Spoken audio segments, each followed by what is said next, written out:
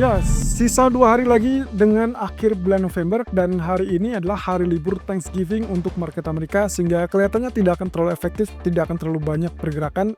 Tapi mostly secara umum kita melihat pergerakan relatif positif sepanjang minggu ini. Kita belum tentu bisa melihat pergerakan positif setiap harinya, tapi yang jelas untuk saat ini sejak pernyataan dari John Williams jelas semuanya bangkit kembali dan termasuk ekspektasi terkait dengan pemangkasan suku bunga dari Fed di bulan Desember. Nah, bagaimana dengan dampak dari Black Friday? Sepertinya kita masih harus tunggu, harus sabar sampai ke hari Senin. Karena dampak tersebut baru kita lihat dari laporan penjualan Black Friday dan itu baru akan terlihat di hari Senin. Sedangkan Thanksgiving kemungkinan akan membuat market cenderung relatif euforia terkait dengan ekspektasi penurunan semua. Dan ini dia ulasannya. Oke, faktor penggerak market yang pertama datang dari Inggris terkait dengan laporan musim gugur atau laporan anggaran musim gugur dari Russell Reeves yang kita lihat kemarin dan ternyata hasilnya cukup menggembirakan ya. Ada kondisi di mana pound sterling justru mengalami kenaikan lanjutan dan saat ini berada di 1.32 setelah beberapa minggu terakhir berkutat di kisaran 1.30 sampai 1.31. Nah, kondisi ini tentunya dipicu oleh salah satunya pernyataan Reeves yang relatif menenangkan investor di mana mereka agak khawatir sebelumnya terkait dengan kenaikan pajak, tapi hal tersebut ternyata tidak terjadi. Nah, di sisi lain terkait dengan geopolitik, walaupun kita sudah memasuki periode libur Thanksgiving dan diperkirakan akan panjang sampai ke akhir pekan, tapi pada dasarnya yang terjadi saat ini adalah kaitannya dengan ketegangan antara Jepang dan juga China yang kelihatannya masih belum beres. Sampai akhirnya seorang Trump kembali turun tangan untuk meredam ketegangan di kawasan Asia tersebut. Tapi kira-kira apa yang diperkirakan oleh Trump? Apakah ini akan juga mempan untuk Takaichi dan juga termasuk China? Kemudian yang ketiga datang dari sektor teknologi. Lagi-lagi Nvidia berhasil bangkit setelah 2 hari berturut-turut mengalami tekanan akibat ada persaingan yang cukup ketat disalip dengan dikejar oleh Google tentunya sebagai pesaing kuat untuk saat ini di sektor teknologi AI. Kemudian yang terakhir, ini lagi-lagi tentang Jepang terkait dengan kebijakan fiskal yang dicetuskan oleh Takaichi yang nilainya cukup besar 21,3 triliun yen dan dianggap oleh Fitch, lembaga pemeringkat, itu akan mengancam ke situasi yang kurang lebih tidak mengenakan untuk ekonomi Jepang. Oke, Reeves berhasil meredam kekhawatiran pasar yang sebelumnya agak khawatir kalau misalkan ternyata pemerintah memutuskan untuk menaikkan pajak. Hal itu ternyata tidak terjadi. Bahkan Reeves mengatakan tidak akan ada rencana untuk kembali ke kebijakan ketat. Nah, tentunya kalau kita lihat dengan apa yang terjadi, laporan sebelumnya sempat ada bocoran dari OBR dan itu menunjukkan bahwa tingkat fiskal yang akan dicantumkan itu cukup besar dan kurang lebih 2 kali lipat, bahkan totalnya sampai 21,7 miliar pound sterling. Oke, kalau lihat dari apa yang disampaikan kemarin, intinya adalah fokusnya pada pertumbuhan. Lagi-lagi subsidi ataupun bahkan kita bicara tentang anggaran itu tujuannya adalah untuk ke pertumbuhan. Menurut Reeves, nanti rancangan tersebut akan cenderung untuk ditujukan menekan atau meredam inflasi sehingga akhirnya mengalami penurunan. Dan saya rasa itu yang cukup logis karena 2 atau 3 minggu yang lalu dia sempat mengatakan bahwa kebijakan ataupun rancangan anggarannya nantinya bisa mendukung untuk penurunan suku bunga dari POE lebih lanjut. Artinya kalau memang ini terkait dengan inflasi biar lebih reda atau lebih turun, ya otomatis akan sangat terkoneksi dengan kemungkinan kepentingan dari Bank of England nanti di bulan Desember. Nah, hal-hal yang mungkin menjadi poin utama, yang pertama adalah tidak ada pajak baru untuk bank, sehingga akhirnya menghindari beban pajak tambahan di sektor perbankan. Yang kedua, terkait dengan ruang fiskal yang lebih besar, dan bahkan ini menandakan bahwa tanggung jawab fiskal itu sejalan dengan investasi yang ada. Dan yang ketiga, ini kaitannya dengan tahun 2026 yang menurutnya itu tidak akan ada kenaikan pajak 2026. So, pound sterling merespon positif dan sampai saat ini masih bergerak naik, tapi saya rasa kenaikan pun juga dibantu oleh pelemahan US dollar yang sampai saat ini sedang ya bisa dikatakan sebagai fase terburuknya untuk sementara waktu. Nah, kalau misalkan kita lihat ke depan, mungkin kita masih harus memastikan terlebih dulu ya data-data ekonomi apakah mendukung untuk penurunan suku bunga lebih lanjut atau tidak, dan juga kaitannya dengan geopolitik. Nah, apakah situasi geopolitik nantinya akan membuat dolar kembali menjadi safe haven? Kita belum tahu, tapi mungkin, sangat mungkin itu bisa terjadi, sehingga akhirnya nanti safe haven akan bergerak positif antara dolar dan juga terkait dengan emas. Oke, di sisi lain terkait dengan geopolitik sendiri, Trump mengingatkan kepada Takaichi untuk menurunkan nadanya terkait dengan atau masalah Taiwan. Ya, dia tidak mau Jepang bersitegang lebih lanjut dengan China, sehingga akhirnya mencoba untuk mengatakan bahwa Takaichi harus menghentikan segala sesuatu yang sikapnya lebih ke provokasi. Nah, jadi hal ini juga memicu kaitannya dengan sorotan agenda dunia, bahwa kalau misalkan terjadi ketegangan di kawasan Asia, yang dikhawatirkan adalah itu akan berdampak kepada ekonomi.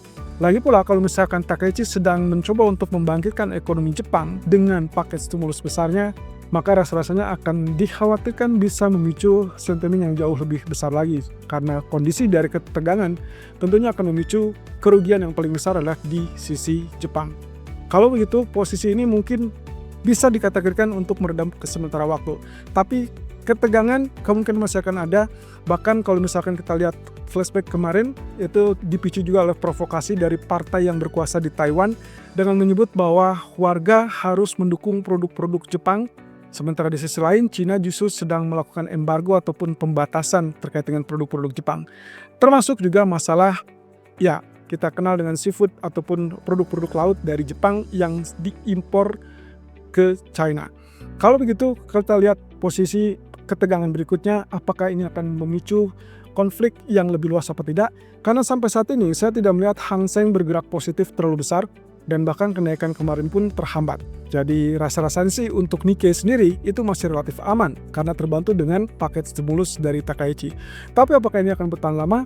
Dan bagaimana dengan dampak selanjutnya dari Hang Seng ataupun Nikkei? Karena menjelang akhir tahun biasanya indeks saham menjelang kenaikan. Saya rasa kalaupun misalkan Trump berhasil meredam kekhawatirannya mungkin bisa sirna, tapi kemudian pertanyaan selanjutnya adalah apa yang akan terjadi berikutnya. Karena sampai saat ini, baik Takaichi ataupun bahkan dari Xi Jinping sama sekali tidak ada komunikasi, dan bahkan Takaichi pun tidak ada permintaan maaf ataupun menarik ucapannya. Nah, jadi ketegangan baru dari sisi geopolitik kemungkinan masih ada walaupun Rusia dan Ukraina relatif lebih reda. Oke, reindeks saham Amerika kelihatannya rally menjelang libur Thanksgiving, dan ini juga terbantu oleh Nvidia, lagi-lagi sektor teknologi yang kembali bangkit dan mengungguli Google. Tapi kita coba lihat di sini, apakah ini juga dampak dari Thanksgiving dan juga dampak libur panjang, termasuk juga dampak dari John Williams ataupun bahkan dampak dari end of year. Ya, kalau kita kaitkan semuanya, secara kebetulan semuanya saling mendukung dan secara struktural, market pun melihat hal yang sama.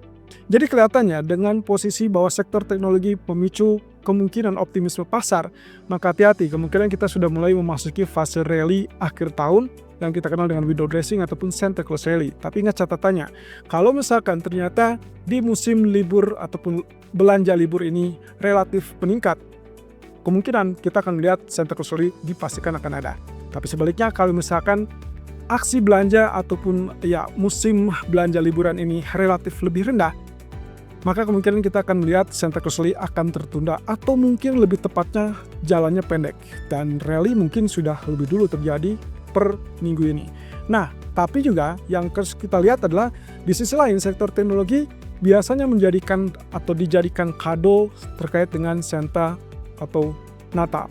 Jadi kemungkinan dengan tingkat belanja yang lebih meningkat, diharapkan nantinya akan menunjukkan laporan-laporan pendapatan dari masing-masing perusahaan, baik itu Nvidia ataupun bahkan Google, kemungkinan masih tetap mengalami peningkatan. So, tunggu apa lagi? Posisinya harusnya menjadi positif untuk sampai ke akhir tahun.